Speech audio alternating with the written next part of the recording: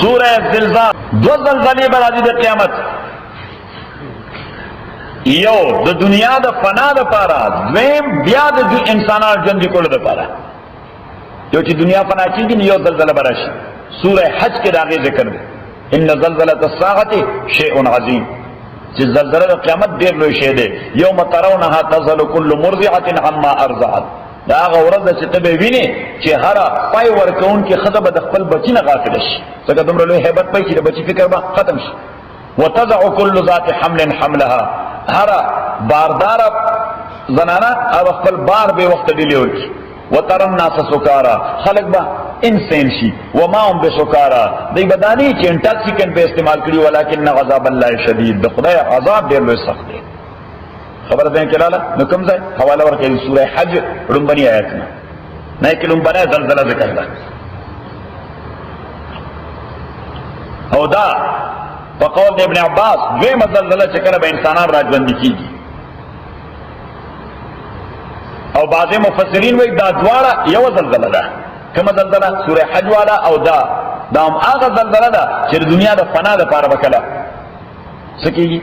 دا زلزلہ راځي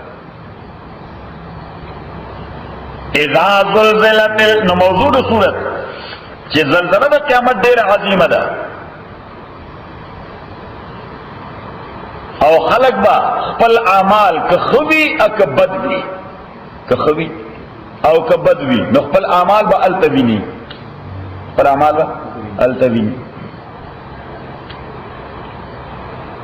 اذا زلزلت الارض زلزالها چکل وجل قول شزمکا پجل قول سرا واخرجت الارض وراو باس ازمکا اسقالها قل بارنا وقال الانسان انسان ویمالها what happened to it ازمکی سر شوش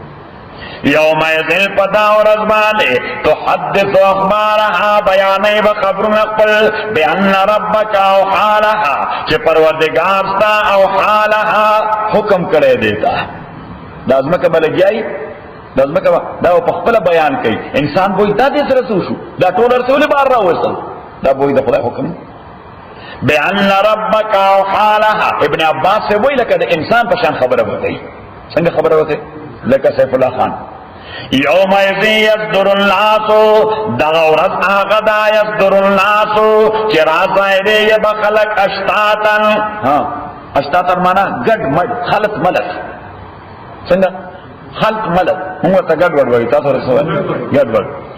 اشتاتن گڑ وڑ لیورو آمالہم دید پارا چو خود لشدوی تعملون دوی فمن یعمل سوچ عمل کئی مسقال ذرت پاندازه دیو ذره نو ذره آغا شیده چه انڈیویزیبل ده یا انڈیویزیبل ده ناقابل تقسیم ده دیر باری شی چه پا خورزبین بانه پا نظر رازی ایٹم ہوئی ورطا ذره ایٹم